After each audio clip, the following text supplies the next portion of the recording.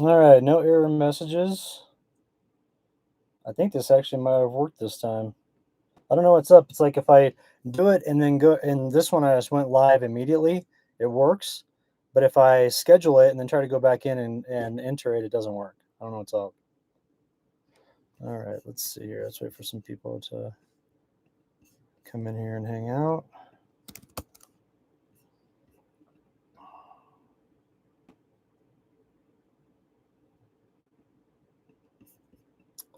All right, anybody there? All right, cool. We got some people tuning in. Let me know if you guys see the video.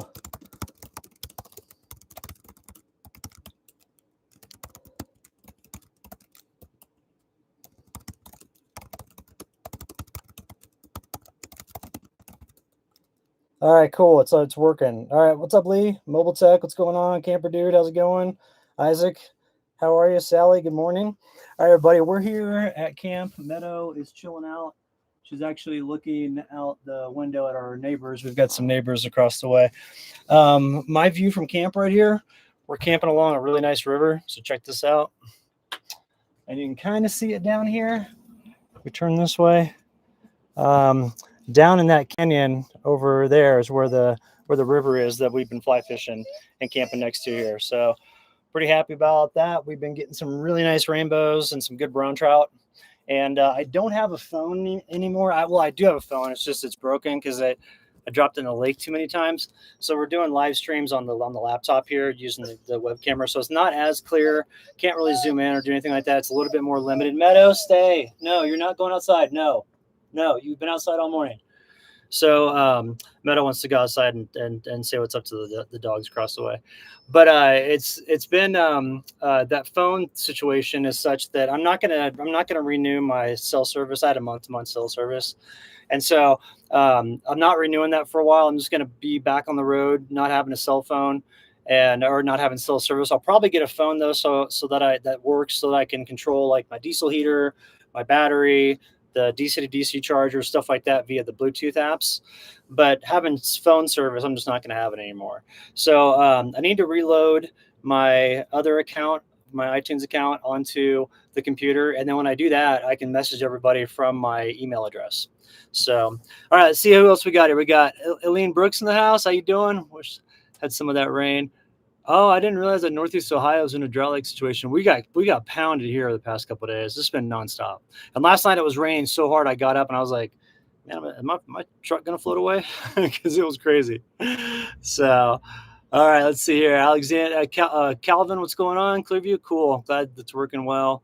Let's see, Alexandria. Good day, Brandon Meadow. Good day back at you. What's up, Jim Graves? How you doing? 22 county license plate of. Okay. What's up, Jennifer?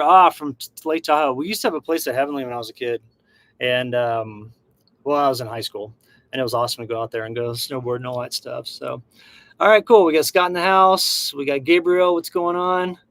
We got Red and then Ryan Struck. Good morning, back at you. So cool. All right. Well, then here's the view from camp. It's really gorgeous looking out this way. There's a fork right there. There's the south fork of the river that I'm fly fishing, and then this main river that comes through here. And you can kind of see it down there a little bit, but it's way off in the distance. It takes about, 15 minutes to hike down there, and we've been going down a bunch. Went down last night right before the sun went down. Went out a couple times during the day yesterday, and it was great. Hang on a second. I'm going to wipe this off. There we go. It's a little bit better.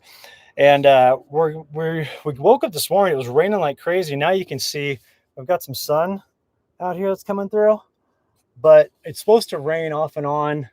It's starting to rain again. It's supposed to rain off and on for the rest of the day, and it's a 90% chance all day and all night. And then tonight is supposed to get down to a low of 35 here, so there could possibly be snow if it rains when it's the coldest. So let's see. I'm in red. That's actually fog right there. And you can see the storm is coming up over the hill right over there. So you can see it kind of coming over the mountain, and all the rain's coming. Like, in Meadow, no, you're not going outside. I know, Punk. I know you want to go play, but you can't. She's been energetic as all get out this morning because woke up kind of early. I don't know what my deal has been lately, but like last 3 nights, I just haven't slept at all. And it's not like I'm tired. I just for some reason didn't get a whole lot of sleep. And then I feel like I kind of keep this little one up when I'm doing that because I'm kind of up and down throughout the night. But hopefully tonight, get some more rest and be in good shape. And then it looks like probably by next weekend, I'll start tracking up to Idaho because Larry from Work Less, Enjoy Life More, he's starting to put together these YouTube creator meetups, and they're called Red Button Rambles.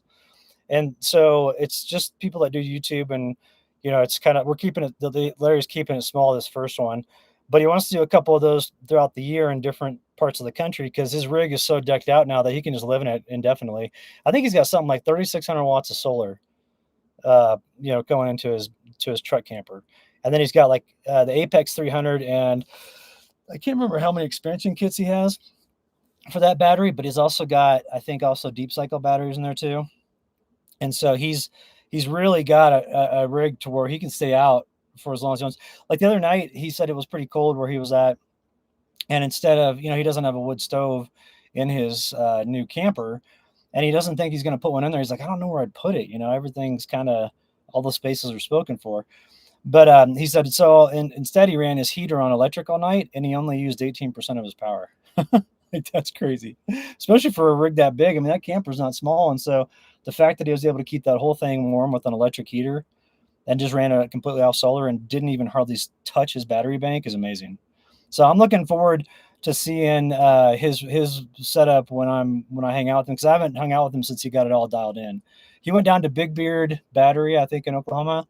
I think they're in Oklahoma, and they totally decked out his truck. They worked on it for like a week and just dialed it in. So it's pretty awesome. So. Steve, what's up from downtown Denver? I'm jealous. You're looking. Yeah, it's a really nice place out here. I used to live in downtown Denver. I lived in the Park Place Lofts building. I was actually the first person to move into Riverfront Park, and it was kind of funny because at the time I was working for the sister company of Realtor.com. It was called HomeBuilder.com. It's gone now, but it was a publicly traded company at the time, and um, we had all the real estate clients in town. And so the Denver Post, which was the main newspaper at the time, the Denver Post and the Rocky Mountain News were two separate entities at that time. They came over and did an article about me. They're like, oh yeah, let's do an article about you. We'll take a bunch of pictures and we'll put you in the paper. And they kind of pulled a prank on me, because when they put the pictures in the paper, they were the least flattering pictures of all the pictures they took. It was like me bending over, picking up a box. It looked like I had a real big booty.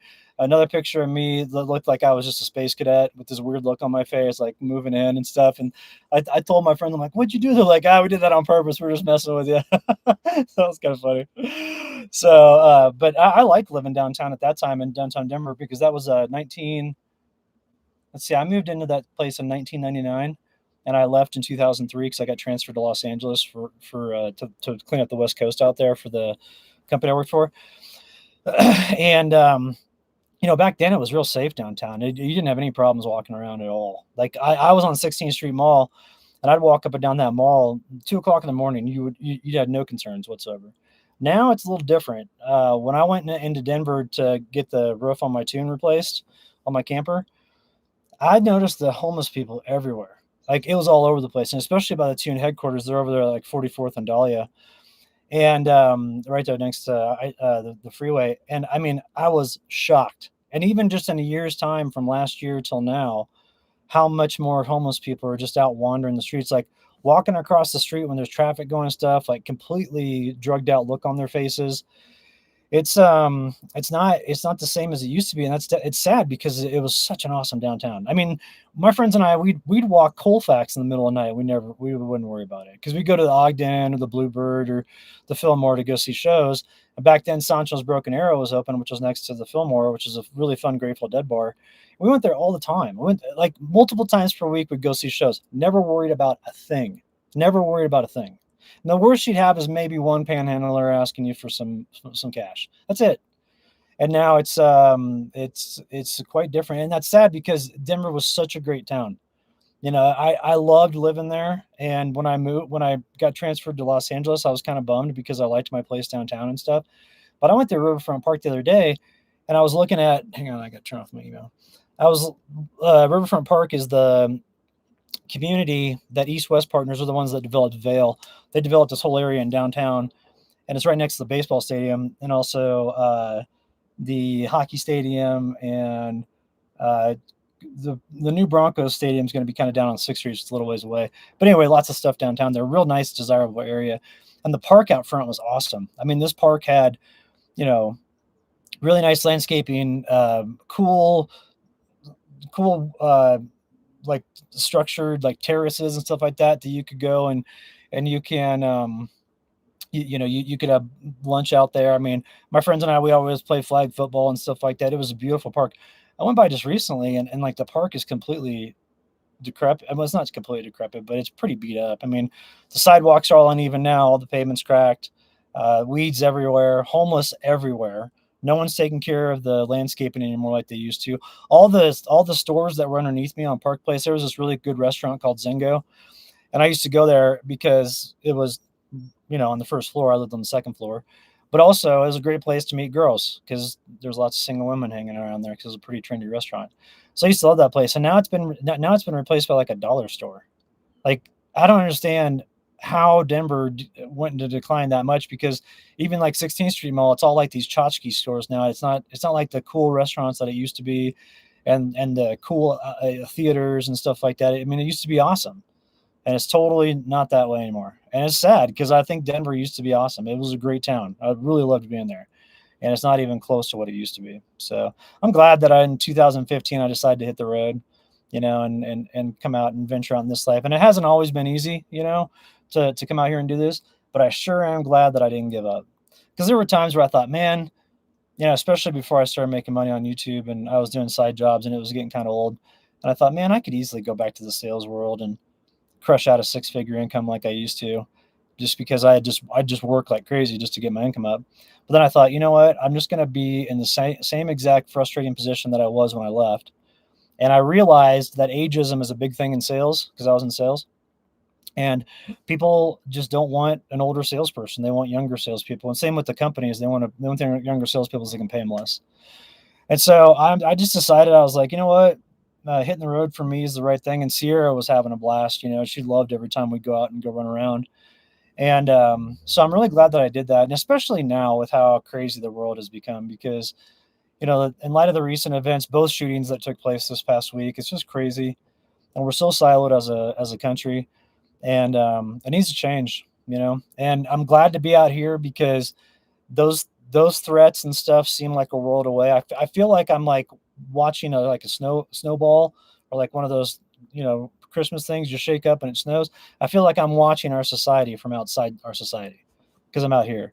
And especially now, not having a cell phone. I drive into town and I don't have things dinging like crazy, and when I get back in cell range and stuff like that. And so I'm really thankful for that, because I think it helps keep me sane and keeps me somewhat level headed, because I can get wrapped up in that stuff, like anybody. And if you're around the news enough, it can definitely have a negative impact on you. And so I just think that what's been going on in this country, um, it has to change. And I think we're seeing that a lot of pushback against what's been taking place. And another thing too is I wanted to talk about how, in the last live stream, I was talking about the censorship, that I've experienced with YouTube. And, if some people had commented on the channel, they were like, yeah, you're just being too political these days. So it's like if I mention one thing political, I'm too political. And the thing is I was never political before I got censored. If you looked at all my videos, I never said one thing about current events, nothing. It was just me out with Sierra running around the backcountry. And as soon as I got censored, it forced my hand to get in to like look into this stuff. Like, okay, why did this happen? Who are the people that are in charge of, wanting this to happen to other individuals? What's the motivation? I looked into all that stuff, and it pointed to one side of the aisle. I remember specifically the people, oh, we need to deplatform. We need to, you can't give that person a platform. That's when I got censored, when like in 2022, when that rhetoric was off the charts. And the thing is that once I got censored, I realized, I'm like, oh, those people hate me. Those people look down on me. They think that I am morally inferior. They think I'm intellectually inferior, and they don't think I should have the right to make a living. Who in the hell is programmed like that? The people that are programmed like that are the people that I don't want to have anything to do with. And those are the people that, and every once in a while I'll make comments on the channel to get those people to tune out, because they can't help but respond.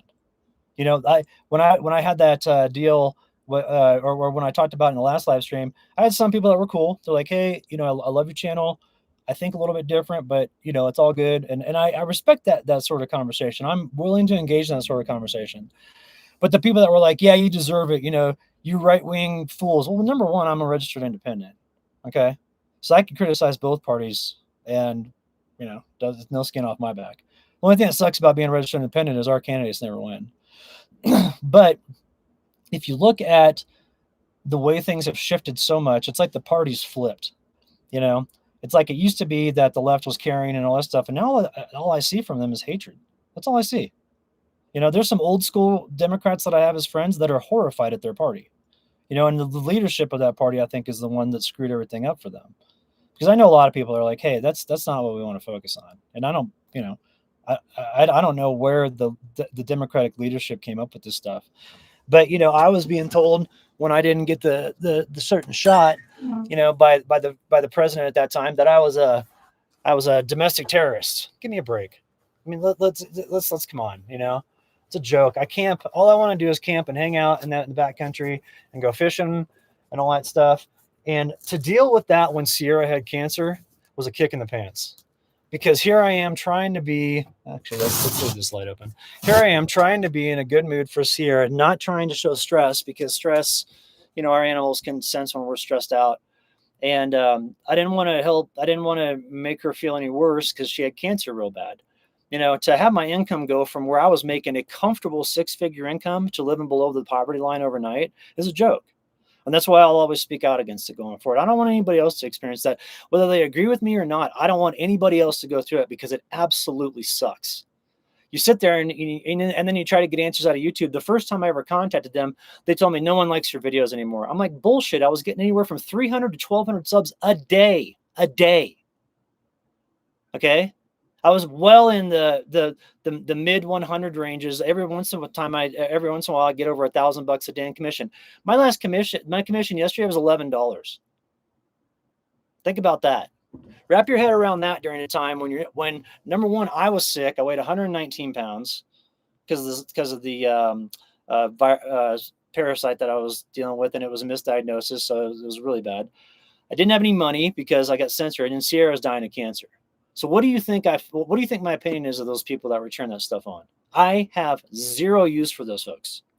And what we're seeing across the country is like, oh yeah, this weird group of people hijacked the left, but the left didn't speak out about it. And that's one thing about the left, which I'd really encourage, is check your own people, because I see it happening on the right all the time. Look at how Elon Musk and Trump were fighting a while back.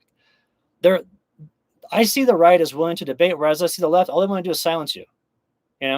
Censor, demonetize, deplatform, all that stuff. That's a bunch of nonsense. And YouTube got wrapped up in it. And they finally admitted, after 3 years of me hammering them, okay, yeah, the platform or the algorithm dinged you. Yeah, I know. Yeah, I've been telling you guys that for 3 years, and all you've been doing is lying to me. We would never censor anybody. We give everybody the exact same opportunity to succeed. Do you believe that bag of crap? I don't. We know, everyone knows YouTube censors. Everybody knows Facebook censors. Everybody knows Meta or Instagram censors. It sucks to be a part of that. I never wanted to be a part of that. And then here I am, I was dealing with it for a year before I even said anything on the channel. And as soon as I said something, I had so many people confront me. You're a conspiracy theorist. The YouTube CEO says that they don't censor. I'm like, what planet do you live on? This is ridiculous. And so, everybody started to reach out when I got censored, saying, hey, your videos don't show up on my feed anymore at all.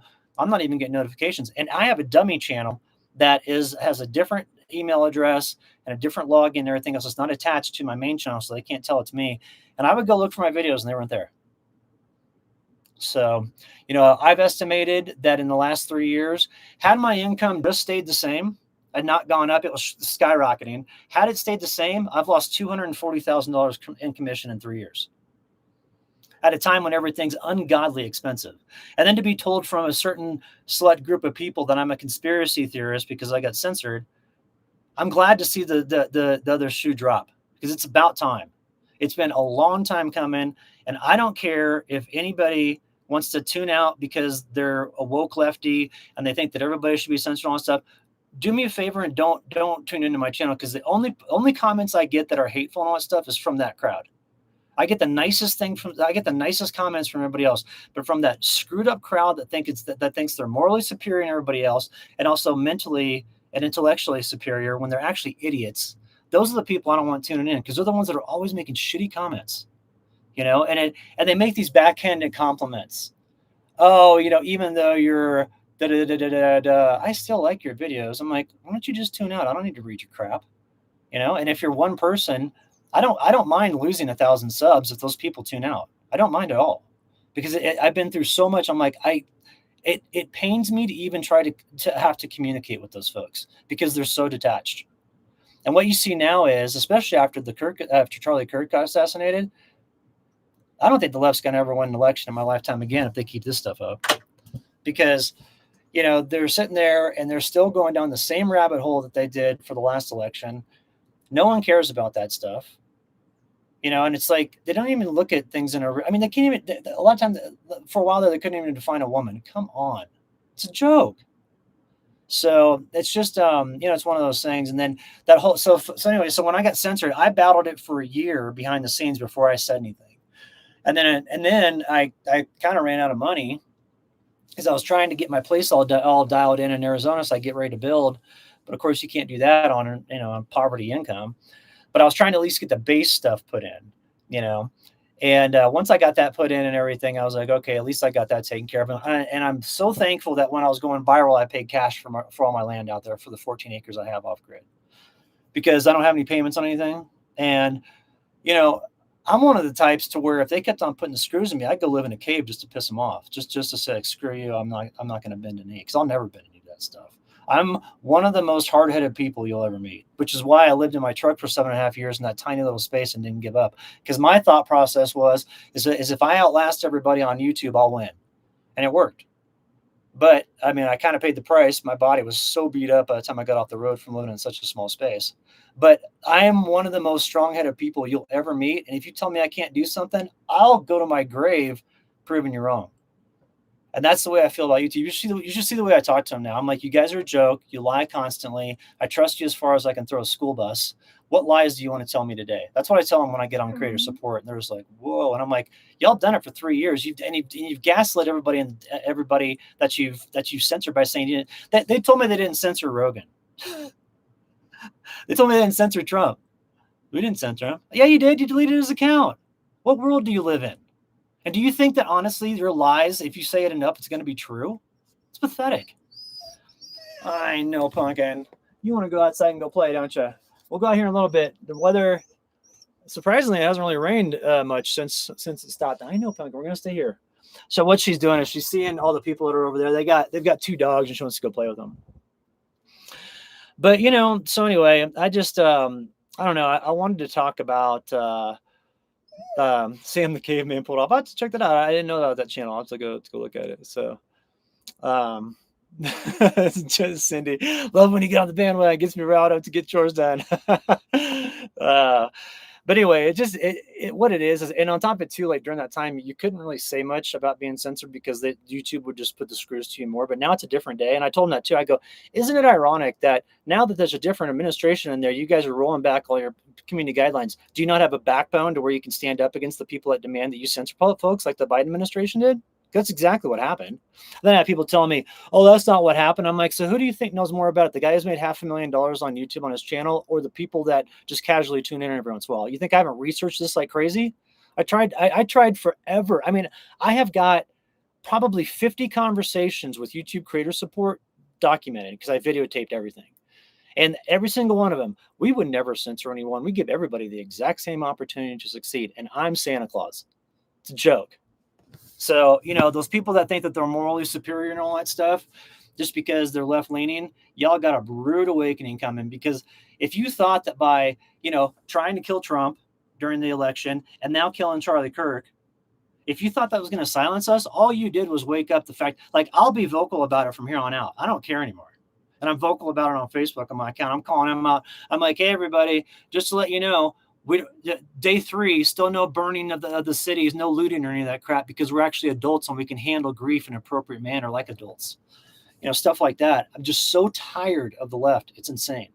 And the thing is when I say the left, I don't mean the sensible Democrats. What I mean is the left leadership that is absolutely batshit crazy. And I can't stand those people. And so I'll just continually talk out about them. And if people don't like it and they want to, tune out from the channel, happy trails. I'll be fine without you. I've been fine so far, So I'll figure out a workaround, and I don't need that crap in my life. I don't need the people lecturing me from a morally inferior position. I'm tired of that too. Just leave me alone. All I want to do is camp and show those adventures with my dogs or with Meadow. Talk about Sierra and all that stuff. I don't want to have a life to where I'm confronted with politics, but they force my hand. And since they force my hand, I'll dig in my heels deep and tell those people to kiss my ass. Because I'm tired of it. And I don't care. I've been through so much crap.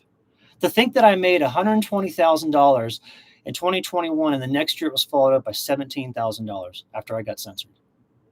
$17,000. And I put out 20 more videos that year. I was behind Mav about 100,000 and we were tracking the same. And then all of a sudden I got censored and it fell off a cliff. And then people, oh, you seem like you're upset. Yeah, wouldn't you be? You get your livelihood taken away for some bullshit like that? I have no love for those people. And as a matter of fact, I have animosity towards them. And I'll speak out against them from here on out. And I tell YouTube as well, I'm like, I trust you guys as far as I can throw you. I don't know if I'll ever trust you guys again for the lies that you said during all the COVID stuff and during the last 4 years. And it seemed like some sort of vengeance that you wanted to unleash on people that didn't share the same opinion. What a pathetic mindset. Oh, I can't win a conversation because, I can't defend my position, based on the facts. So I'm just going to silence people. That's how I'm going to win a conversation. Or I'm going to call you a racist. I've been called a white male hetero. Let's see what they call me. White male hetero Christian patriarch. That's what I'm part of. I'm like, wow, you are a religious bigot, a sexist, and a racist all in one sentence. There's got to be a woke award for that. Would you get a little ribbon you can put on your shirt so when you go to other Democratic parties, everybody can clap at you and pat you on the back for being a good little weirdo. It was to the point when Sierra was sick, and it was towards the end when she wasn't doing very good.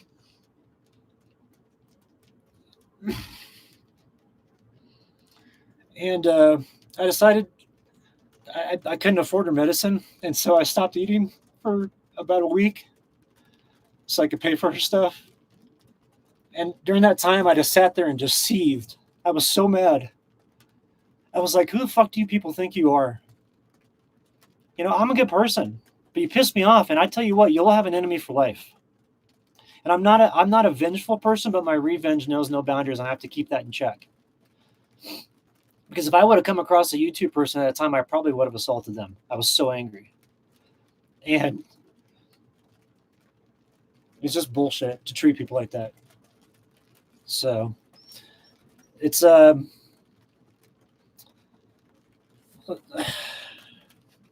upset too that I was upset during that time because I know Sierra could sense it. And so I would leave my place when I was upset, and I'd go walk around the property and try to make sense of it. And I couldn't make sense of it. I was so mad because, I fought so hard to get my channel to where it was. Because the reason why I left the corporate world is I kept on getting dicked over by these. I'd work for a company and then they'd become publicly traded, and then it was game over. They're constantly trying to squash your income. Hang on, it's raining. They're constantly trying to squash your income, constantly trying to replace you and all that stuff. And I had a boss. I was vice president of his company. I ran his company because I think he was out partying all the time. We were making a ton of cash. I made him about $13 million a year in sales. Once everything was said and done, once my book of business was like about 26 million. So he had about almost a 50% profit margin. And that guy, when I quit the company because I was so tired of his wife calling me up and asking where he was, I'm like, I don't know. She's like, well, he says he was with you in San Francisco. I'm like, I'm in the office right now. I haven't seen him for a week. I got so tired of that I quit. Well, the guy was so jacked up on drugs. He drugged me through court for a year and a half, just badgering the shit out of me. And it got to the point to where all the money I'd saved up, I had spent on legal fees, and I was broke. And I was so pissed about that. And then I started a sign company, and these people never paid me on time, and I got stressed out because I'd have to make payroll and do payroll taxes and all that stuff, and pay everything. And I would and I wouldn't get paid for some of these clients for 2 or 3 months later. I'm like, I'm not a bank. You guys are publicly traded home builders. What are you doing to me? And I got addicted to Xanax during that time, and I didn't know much about it. It's like 2005, and I thought the doctor's like, "Oh, there's this Xanax stuff. It'll help you sleep, kind of help you chill out. Take it every day, you'll be fine." I'm like, "Okay." So I took it for 30 days, and my prescription ran out, and I was like, "Oh, I'm fine. I don't need it," And but then I started getting sick, and I realized I'm addicted to this stuff. And so I thought to myself, if the corporate world is making me feel like this, I gotta get out, because I can't change the corporate world, but I can change my life. And it was hard for me to conceptualize how to make money outside of the corporate world, because that's all I knew, And it was one of those things to where I didn't think that like a life like this was possible. I always thought I had to have a connection to the corporate world to make money, because that's what I grew up doing. And went to school for that and all that stuff. Went to school, business administration degree and all that stuff. And so anyway, but getting out here and figuring out like, oh, I don't have to work 70 hours a week to get by. I can go out here and I can camp all day long and post videos every once in a while, and I can still make money. And now, granted, it's not what it used to be. Last month's commission was only $500, which is a joke.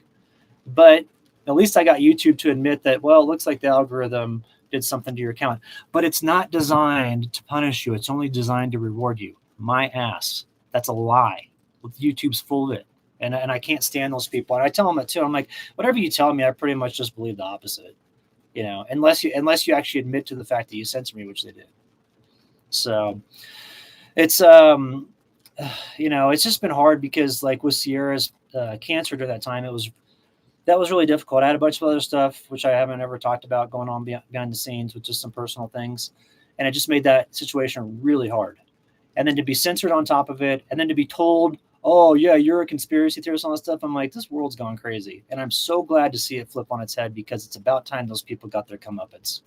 What I'd like to see too is the Section 230 protection, which I don't know if y'all are aware of this, but YouTube has this thing called Section 230, and all the social media companies do, to where they can't be sued. I think this should be taken away, especially for the damage that they've done to people's livelihood. And there's this dumbass that I was talking to on YouTube Cruise, where he's like, well, that was against our community guidelines. I mean, and I said, don't you mean just the leftist policies y'all adopted? You guys didn't have one thing that leaned right. Not one thing. And I said, everybody knew it was attack against conservative content creators. And I said, it took 3 years for you guys, after you started banning conservative content creators, to actually go after a lefty. But the left, the ones you went after were the ones that were speaking out against the left. It's a joke. It's a joke. YouTube's a joke. Facebook's a joke. Instagram's a joke. They all sold out. They don't have backbones.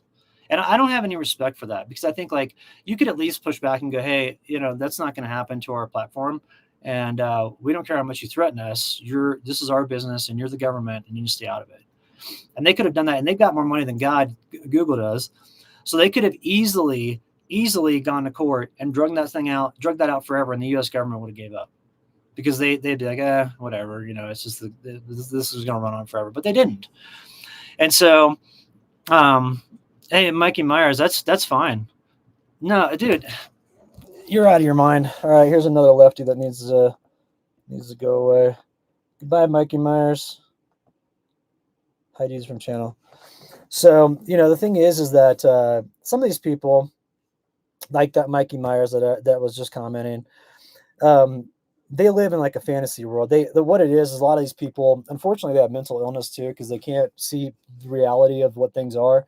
They want to call guys girls, and they can't define what the sexes are, and they think they're morally superior and all that stuff. But what it is like they're just part of the go along gang. It was popular and fashionable back then, and to say, oh, white guys suck and white guys are the problems for everything, every problem in the world. That's just one example. Pick the examples of what they used over the years. And so, you get these people like Mikey, and they're courageous keyboard warriors, but you ever see them face to face, they don't have backbone. So, and yeah, Mikey does sound vaccinated, doesn't he? Probably messed with his brain from what he had left. Let's see, mobile tech. Why Rumble exists, but I can't figure out how to use it. Yeah, they didn't create a good revenue model on Rumble. Instead, what they did was they paid all these huge content creators like Russell Brand and the Quartering and all these different ones to come over there and say that that was that was their main platform and YouTube was secondary. And they paid them millions. But as a result, all the smaller guys like me that was uploading content on there, it's just not a good revenue model yet. They might gain advertisers in the future as things change and things continue to change. But we'll see. We'll see what goes on from there. But as it stands right now, you just can't make a living with Rumble unless you're a massive content creator that can bring millions of subscribers over at one point or at one time. So, see Nathan R. Everything seems hopeless sometimes. Yeah, and that's one reason why I really like to be out in the backcountry because like I remember when I was going through the censorship when it first hit, and it was like I was cranking along, and then literally in 1 hour it dropped from 3 to 4 thousand views per hour down to like 20. I was like, wow, that's a heck of a censorship, and it just held there, and you can see it clear as day. It just goes like this, and I'd be out in the backcountry and I'd be catching fish, and I'm like, these fish don't care about what I say. They're just out here doing their thing, and same with the trees and all that stuff. And that's what always kind of kept me grounded. Like I was really pissed behind the scenes because of how the income was taken away and all that stuff, especially when Sierra was not doing well. But I would think to myself like, hey, at least I got this really great environment to deal with it. Because being out in the backcountry, I'd much rather deal with those problems out here than in the city. And it got to the point to where I mean, I don't ever want to go back to the city now. I'll never go live in the city. Like I'll always be out in the backcountry, and as far back I can go. I love the fact that I got this huge camper now that I can live in, and it's comfortable. I'm going to do my build out latter part of October when I go back to Flagstaff for my buddy Tyler's wedding, and I'm excited because like I've got an idea for the wintertime too to put a slide out extension in here with a wood stove, which I think would be so much fun. So I mean I don't need to make millions of dollars. I'm talking about this YouTube stuff. I don't need to make millions of dollars to live, but it is nice to be able to pay your bills. And when I went from anywhere from like $9,000 to $15,000 a month down to $500 a month, that's a huge difference. And luckily my life is scalable, so I do have Patreon that helps to supplement that. I also work with some other clients behind the scenes. I do videos for them and stuff like that they use for their own channels, and so I get paid from that. So I've got different ways to make income, but it's just frustrating to know that I earned it, that I was making it big on YouTube, and then all of a sudden I got my legs chopped out from underneath me for not taking a shot. So let's see, Dean, I'm in the city and it sucks. Yeah, every time I go to the city now, and it feels like a pressure cooker, and maybe it's because I'm more in tune to it now than what I used to be. But man, when I went to Denver, what was it? A couple 3 or 4 weeks ago to get the ceiling replaced, I could just feel it. Like everybody's on edge, everybody's honking. It didn't seem like a positive environment, so it seemed like people were just tolerating being there, is what it kind of seemed like. Like lots of people that weren't smiling, stuff like that. So, oh, Luke, diesel heater's doing awesome, man. I've got it on right now. I've got it underneath the truck here. Let me show you. Hopefully I can go down here. But I've got it right down here, and it's doing great. It's they did a thing on here to where the controller. Let me show you here. Ouch. The controller has a temperature gauge on it. Okay, and if you see on the top there, it says temp. And so when you come in here and you look at this, it says, all right, right now it's 57 degrees inside my topper. And then what you can do is you can set a date, like a temperature range on here, and it'll turn on and off according to your temperature range, which that's a first for Chinese diesel heaters. Normally they don't have normally it's just either on or off. That's the way they all have been up to this point. So I asked them for clarification on how to set that temp range, and then I'll do a video about it, show you guys. So that's going to be huge. I mean, if it actually does work the way that they had said it does in the email, then you don't need to buy an expensive $1,200 Webasto heater to have the temperature, thermometer with it. You can have the thermometer and the little deal here. And what I like about this is I can put this up by my bed, and then the temperature up on my bed will be, what registers on this, and then I can control it from there. So if that's, if it works like they said they're going to, and it can actually be like a thermometer, then that's huge because you can get a diesel heater with a thermometer for $250. And the one that I have is like a toolbox, so you can just carry it around. It's portable, and you don't have to spend ungodly amount. Another thing they did too is Sally, it's called the H calorie. Another thing they did too is they corrected the fuel pump clicking, because the fuel pump clicks really loud. It's like click click click click. It was clicking really loud in the old diesel heaters, and this new one's whisper quiet. So I don't know if they put something around it or if they just reworked the fuel pump, but it doesn't make that clicking noise anymore. It was to the point to where the previous one that I had before this new one came, where I could still hear it when it was outside my truck. I could barely hear the clicking. Now you can't hear anything. So I was really impressed with that. So they made some good improvements. Also, the fuel consumption on it seems to be more efficient than it used to be, and the heater is warmer. So that's good. So. All right, I want to get caught up on some comments here. Let's see. Google needs to be broken up. I totally agree, Mobile Tech. Canna Claus, what's up? Let's see. What's up, Deacon MMA? How you doing, man? Let's see, Dolores, hi back at you. Zoe, hey, how's it going? How's everything over in Greece doing? Let's see. Too much hustle, no living life. Yeah, Sally. That's what a lot of people said that I talked to. Like, I'd just be like randomly chatting with people at the Tune HQ or whatever, and they're like, "Oh, we're just busy, man, trying to keep up and just working all the time." And then I went to the coffee shop and was just making small talk with people, and same thing. Like, one person was talking about how much their rent was and all that stuff because living expenses are out of control. So, all right, let's see. Scott, you're asking me what build out ideas do I have for the truck? Well, that's a good question. Let me show you. So we're going to sit on the floor here, and I will explain what we're going to do. So essentially, it looks kind of ghetto right now, but I've just got my camp chair here because I wanted to live in the truck for, like a little while before I did the build out, just to kind of see how everything flows. And what I've realized is that I like having my cook station right here, okay? But I want to get one that's actually an oven and a 2-burner stove, so it's got a little tiny oven on it, and then also a 2-burner stove on the top. And all you got to do is make sure you vent that. Well, I've got a little port on the back side there that goes to the outside of the truck where I could easily vent it and not have any propane build up in here or anything like that, if there was any sort of a leak. So have that over here in this section right here where the deal is. It actually comes up to about this tall right here, so it'll be level with the side, and then I could take it out and use it in my camper at my property when I'm there, and use that because I don't have an oven in that property. I'd always just do a Dutch oven or in that camper, and so you can take it and make it portable and get out of here. And then over on this side, I'm going to keep my power station. That's what I have right here at the EcoFlow. I'm going to keep that power station here, and then build a little compartment for it to where it'll be enclosed in there, and then have the shelf on top here where it's actually like a table. So I can have a table next to where I'm sitting. And then right here where the chair is, just have like a low rider chair. So that way when I'm sitting in it, I look out on this, which is pretty freaking awesome. That's why I like having the glass in here, is I look around and it's just nature everywhere you look. So have that there, and then have it to where this part can fold down so when I'm driving I can see through, because it's really nice having all these windows. You have tons of visibility. So that way I eliminate getting into a wreck or anything like that. And then on the sides here, so you see how, let's see here. Stand up. We'll do it on the other side because that side's blowing out with the sun.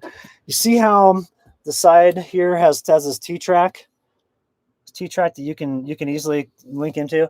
I'm just going to put shelving up here on both sides. And this side over here, some of the shelving will hold like cooking stuff because that'll be above where the stove is. And then on this one over here, this will house all my clothes.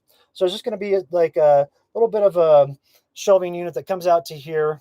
It's going to basically just be like little cabinets. And then I'll just put all my clothes in there. So that way I'll get the clothes out of the way, which right now I have them stacked and just folded, and they're on top of my battery.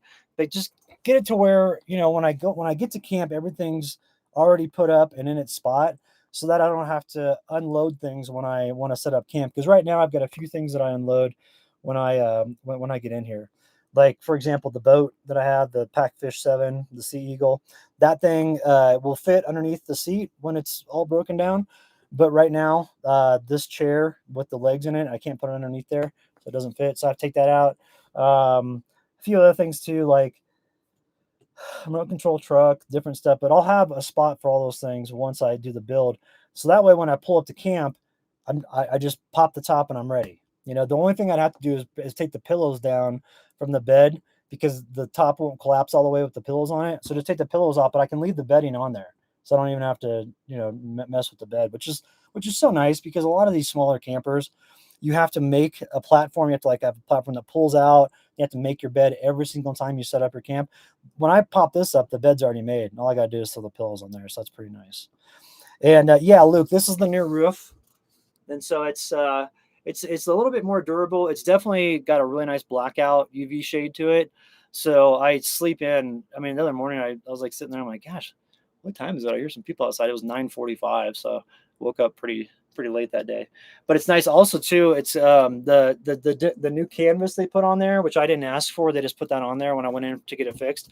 That's like more of a noise cancellation, and it has a much better R value. So the R value is really good on that for insulation.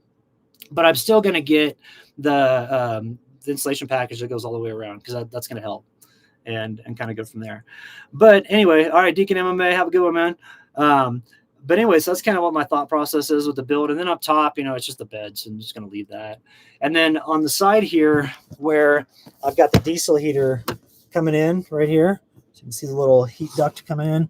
What I'm eventually going to do is mount a diesel heater on this inside quarter panel because the Tacoma has a huge open area, a big cavity behind here between the bed and then the quarter panel on the side. So what you're seeing, a lot of people will tuck up diesel heaters in there and just have it ported into something like this, and then it's just behind this wall. So eventually I'll get around to doing that, and that'll probably be for next season. Next winter season. But for this winter season, I want to get the slide out extension built and then put the wood stove jack in there, the stove jack in there as well, so that I can go out in the wintertime and have both the diesel heater and then also a wood stove for heat. So I'd probably just run the wood stove during the day, and then when it gets to be nighttime, just turn on the diesel heater. That way you can sleep throughout the night. Because it is nice to have that constant temp throughout the evening. You don't wake up cold or not at all. So, all right, see here. We got Luke. Oh, yeah, sounds great. Are you back to Arizona for the winter, Geraldine? I don't know. I don't think so. I think I'm gonna roam in the truck with Meadow. She has a blast being out here. And, we could roll around the Four Corners area and then easily get into snow if we want to, but then also duck into like Utah or northern New Mexico or northern Arizona and kind of avoid that. I know in October I'm going to go camp a bunch in Sedona before the wedding that I'm attending in Flagstaff. Latter part of October in Sedona is a gorgeous time of year to be there. And then you can fly fish Oak Creek Canyon. There's Gila trout in there, which is really cool. And so, but yeah, I'm excited. But I will spend a little bit of time at the property, but it's going to be kind of coming and going, So we'll see how it goes from there. Let's see, Joseph Bishop, what's up, man? Hey, Brian, I'm tuned in for a while. Oh, you've been ill. I hope you're doing better, man. Look forward to catch up with it. Oh, thanks. Yeah, things have been going good. Got the new camper on the truck. I know, Pumpkin. What do you want? You want to go out there and say hi to the cows? We got cows coming up on the other side over here, so she's wanting to. No, we're gonna stay inside. We'll go out. Let's see. We'll go out in 12 minutes, okay? You just hang tight, sweetie. Meadow loves being on the truck. I mean, she is being such a good dog now that we're out, and I think what it was is she was just bored at the property, especially. I know you're a monster. When it was hot, because we just once it got warm, we just sit inside the truck or the camper the rest of the day in the air conditioning. And I think that she's just getting bored. And being a puppy and then also a Belgian Malinois. Well, yeah, being a Belgian Malinois, they require a lot of engagement. And so now that we're on the road hiking every day and all that stuff, she's great with people. She hasn't barked at anybody. She's like when somebody comes around camp, she'll notify me that they're coming. She'll kind of talk a little bit. But she's a talker, man. And in the morning time, when we get up, she'll sit there and I'm just like, what are you saying? I wish I had like a decoder ring to figure that out. So let's see. Dean, do you use an app? No, I don't use an app to find location. No, hang on. What are you thinking, huh? Let me come up there with you? What you doing? What I do is I know, Meadow, it's tough. Let's look at you up here. You being a monster? Hmm? You want to just play it all the time, don't you? Here's a little puppy. Oh, here's a puppy. You're gonna go run through the river just like we've been doing all day. So I actually drive Forest Service trails nonstop. That's what I do when I'm out here, because and especially right now, because I don't have my solar up. I've got a DC to DC charger, which charges off my alternator when I run. It's right here. And so what I'll generally do, and this is what I used to do with Sierra too, is we'll wake up in the morning, we'll do breakfast, we'll kind of hang out a little bit. Then by 10 o'clock, we'll pack up and we'll hit the trails. And I'll kind of know generally where I'm at, but I won't know like, oh, there's a spur right here. Let's go drive that and see where that goes. And that's how I find all of my stuff. Now I will look on maps like Google Maps before I go into an area to kind of see if I can see any trails or camping areas from like satellite. But a lot of times it's hard to see that because the trees kind of hang over the campsites and you can't see them on satellite. And so what I found the best way to do is just, make sure you got a full tank of gas, and I deflate my tires to like 10 PSI. So that way, if it's a real bumpy trail, I don't feel it in the truck. And then I just put it in like second gear and just slow roll for the whole day. And then by like 5 o'clock, we'll start looking for a campsite. And I'll keep a mental note. I'll be like, oh yeah, that campsite down the road was a good one. It had south-facing exposure for solar. It didn't have any trees that could be widowmakers, stuff like that. So I look at a lot of different aspects of a campsite before I go stay one. I see a lot of people, especially here in Colorado, the pine beetle kill has been pretty bad. And I see a lot of people camping right next to these trees that are dead standing. I'm thinking, man, all it takes is a real big gust of wind to blow those over and you're in a world of hurt. So, all right, let's see what else we got. Get a wood heater like Larry had. Yeah, Scott. Well, and so Larry had it's a cubic mini. The only problem with that is the firebox on it's real small. You can only get about an hour burn at most because it's such a small firebox. The one that I was going to use is the Trekker from Kaneko. So let me Kaneko Trekker stove. This is the one that I used in the let's see, that's not it. Trekker stove, there it is. So here, I'll put this in. It's a 15. Let's see, the firebox is 9.5 inches by 8.5 inches by 17 long. So 9.5, 8.5, 17 long. And I'll put this link up so you guys can check it out. This is a really good one. I had this stove in the drop down room when I had the awning, in the drop down room, and I punched a hole in the side. That's the stove that I use. It's a real nice small stove. It gets hot pretty quick. But what's nice about it, with it being 17 inches long, you can put a pretty large piece of wood in there as far as length.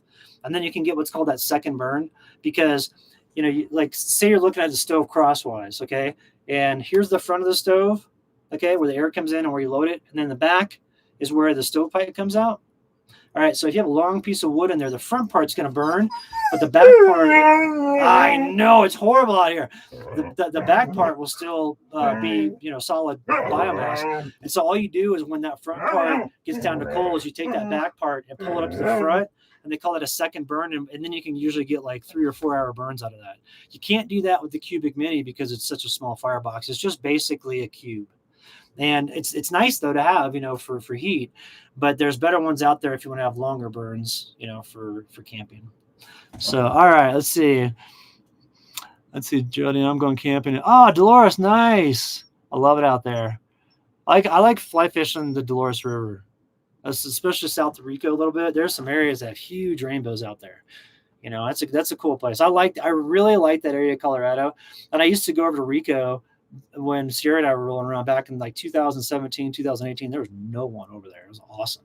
We'd go over there. There was no cell service, just kind of hang out, and it was a blast.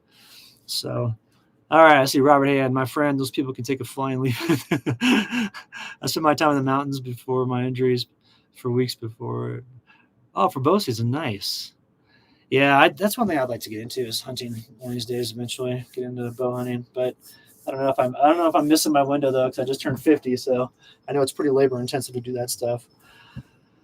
Let's see here, Robert Hand. I grew up in. Oh, cool. That's awesome, man. Meadow woke up all 3 of my pups. Yeah, she's crazy.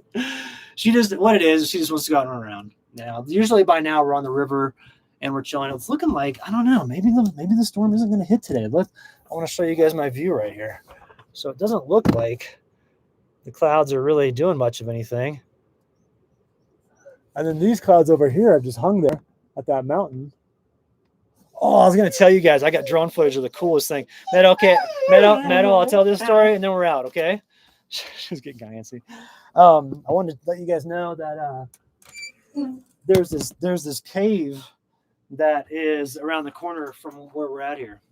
And it's way up on this hill. It's way over these rock formations over there. And I thought, I wonder what that cave's all about. And typically when I see caves like that, I think like, I wonder if there's any, prehistoric or Native American artifacts like ruins in there or anything like that, any structures.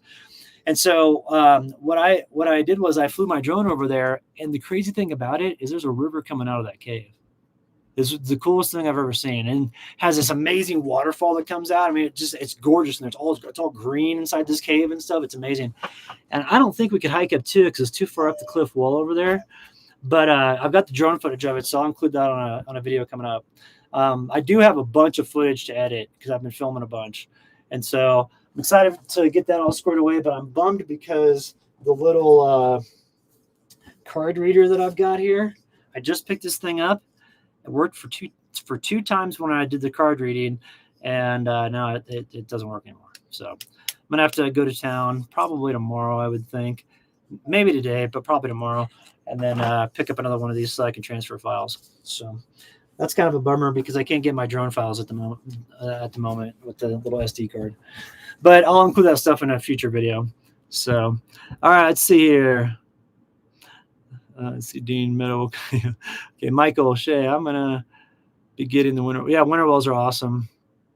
Oh, the one thing about it though, Michael, with the Nomad view, that's the one with like the glass side. That is extremely bright at night.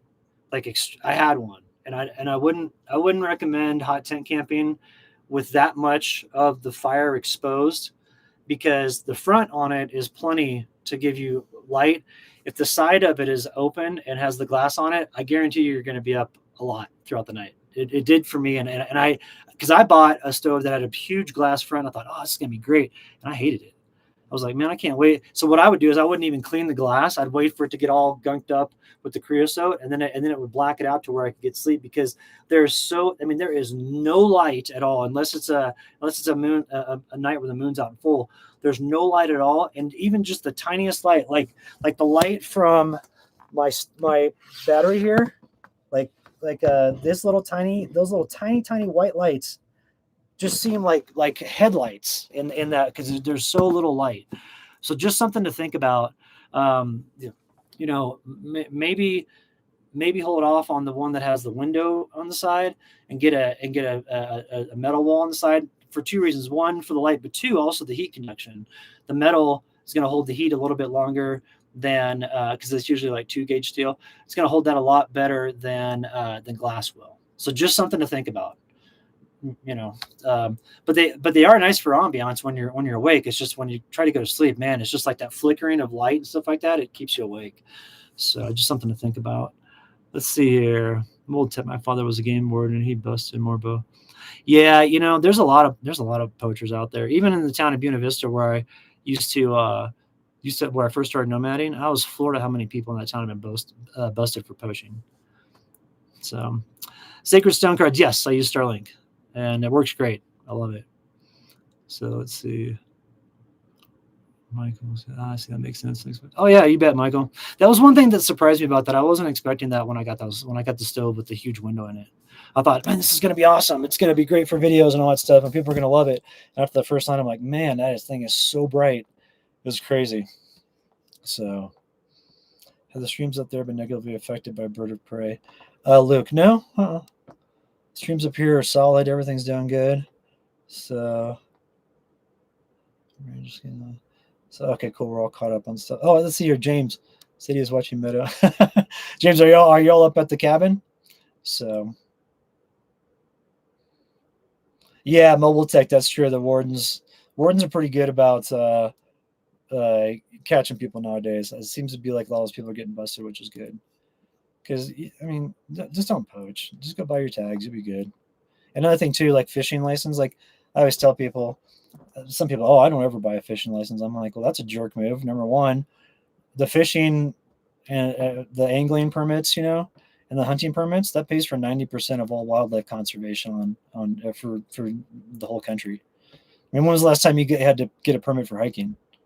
You know, but it's ironic how the hiking crowd, which I'm a part of, but how the hiking crowd can be so judgmental towards hunters and anglers when it's like, hey, reason why your trails are maintained and the reason why the backcountry, you can get the parks and wildlife people out there helping different species and stuff like that to recover is from those fees. So don't be critical of it because you don't pay anything to go hiking. So see, James, no, we're not there right now. There's been some pretty good rain up in the area. That's one thing I wish I was in northern Arizona, was for all the rain that's been coming through. Because like Grow Tree Organics and some other friends that live out there are posting all this stuff about rain. I'm like, man, I wonder how my check dams are doing, because those things were cranking before I left, which is pretty cool. So, all right, everybody, we just hit the 1 hour mark. I'm gonna take this little monster outside, and we're gonna go. Funky, you want to go hiking? You want to go outside? You want to go outside? All right, we're going to go outside, everybody. All right, so thanks for tuning in. Also, thanks for listening to me about the censorship stuff. I know some people had some questions in the last live stream, so that's why I want to talk about it today. But it's a new day in America. It's a new set of rules that are going to be in place. It seems like the censorship has. I mean, my account was killed by it, but it seems like the rest of the censorship is starting to lighten up a little bit, which is good. My Facebook account got deleted too. They told me right when I was really going hard against YouTube about a year and a half ago, all of a sudden I get this notification from YouTube. Your account is an imposter account. You're not Brian Gallion. Send in your ID, a photo of your ID to confirm it's you. So I did, and it was immediately denied. Nope, not you. Your account's deleted. I was like, these people, the illogical people that think that like censorship is okay and all that stuff, and like it's gonna fly. Well, and on top of it too, it's like they kept on. There's more and more people were censored, and it's like, do you think that people are just gonna bend a knee to that? When like for me, oh yeah, okay, yeah, I'll fall in line. No, I'll never fall in line, especially now. Like I actually enjoy going up against stuff like that. And that's why I enjoy talking to YouTube now and just put them in their place. I'm like, hey, just heads up, just let you guys know I don't trust anything you say. I just need to bring something to light on creator support or whatever. So, but anyway, all right. I just emailed that pic to make you smile. All right, cool, James. I'll check it out. All right, buddy. We're gonna head out, and I don't know if we're gonna fly. I don't know if we're gonna fly fish today. I think we might make a town run, get some supplies, and then come back out because it's supposed to kind of rain on and off today. So we'll see. But we'll do something fun. I'm gonna get this little girl out and get her exercise. That way, don't worry, Meadow. We're gonna go outside and I'll get you some treats. So anyway, thanks for the support, everybody. I really appreciate y'all tuning in and spending time with me, because I realize you can spend your time with anybody on here. So the fact that y'all choose to spend it with me, that means a lot. And that's the reason why I'm able to do this lifestyle, is because you guys choose to spend your time here. So just want to say thanks for that. And thanks for your time today. Hope everybody has a good weekend. I've got a video which I'll upload for tomorrow, so we'll be good to go there.